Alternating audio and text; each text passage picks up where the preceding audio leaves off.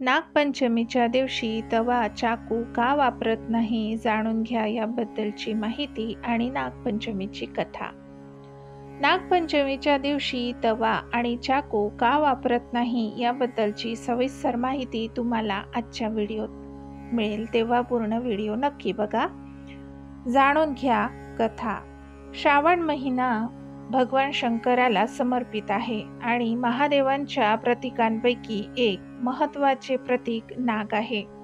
शुक्रवार 9 ऑगस्ट रोजी नागपंचमी साजरी केली जाईल। जाणून घ्या नागपंचमीला कोणत्या वस्तू वापरू नये, त्याचे कारण आणि नागपंचमीची कथा। श्रावण महिना भगवान शंकराला समर्पित आहे आणि महादेवांच्या प्रतीकांपैकी एक महत्त्वाचे प्रतीक म्हणजे नाग आहे।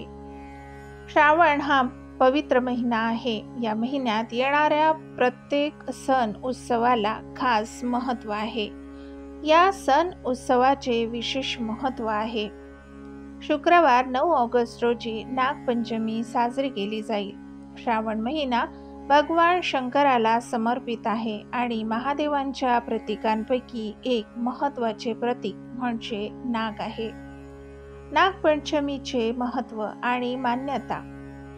हिंदू धर्मात नागपंचमीला विशेष महत्त्व आहे। या दिवशी घरोघरी प्रतिकात्मक नागाची पूजा करून नागदेवतेला प्रसन्न केले जाते। श्रावण शुद्ध पंचमीला काली या नागाचा पराभव करून यमुना नदीच्या पात्रातून भगवान श्रीकृष्ण सुरक्षित बाहेर आले।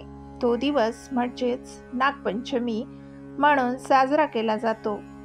सापाला शेतकऱ्याचा मित्र मानले जाते। नागपंचमीच्या दिवशी अनंत म्हणजे शेष, वासुकी, पद्मनाभ, कंबल, शंखपाल, धृतराष्ट्र, तक्षक आणि कालिया अशा 8 नागांची पूजा केली जाते। नागपंचमीच्या दिवशी घरात भाकरी चपाती केली जात नाही, असे का होते ते जाणून घेऊया आजच्या व्हिडिओमध्ये। नागपंचमीला कढईत अन्न शिजवू नये। मान्यतेनुसार पोळी बनविण्यासाठी वापरण्यात येणारा लोखंडी तवा हा सापाचा फणा मानला जातो। या दिवशी सापांना कोणताही त्रास होऊ नये म्हणून तवा, सुई, चाकू यासारख्या कोणत्याही तीक्ष्ण आणि धारदार वस्तूंचा वापर या दिवशी अशुभ मानला जातो। या दिवशी कोणत्याही प्रकारच्या जमिनीचे उत्खनन करू नये। असे केल्याने सापाचे बीळ जमिनीत असते, जे तुटण्याची भीती असते। आता ऐकूया नागपंचमीची कथा। एक आटपाट नगर होते। तिथे एक शेतकरी आणि त्याचे कुटुंब राहत होते। एकदा शेतकरी जमीन नांगरत असताना त्याच्या नांगराचा फाळ नागाच्या बिळात घुसला। त्यामुळे त्या बिळातील नागाची पिल्ले चिरडून मेली। बाहेरून आलेल्या नागिणीला आपली पिल्ले मेल्याचे पाहून खूप राग आला। त्या रागाच्या भरात तिने शेतकऱ्याला त्याच्या बायको मुलांसह दंश करून मारले। त्या शेतकऱ्याची एक लग्न झालेली मुलगी होती। शेवटी तिला देखील दंश करून मारण्यासाठी नागिन तिच्या गावी तिच्या घरी पोहोचली। त्यावेळी ती मुलगी पाटावर चंदन गंधाने काढलेल्या नागाच्या चित्राची पूजा करण्यात दंग होती। मनोभावे पूजा करून तिने दूध लाह्यांचा नैवेद्य पूजलेल्या चित्रातील नागाला दाखविला। तिची ती भक्ती पाहून नागिणीचा राग शांत झाला। ती स्वतः ते दूध प्यायली।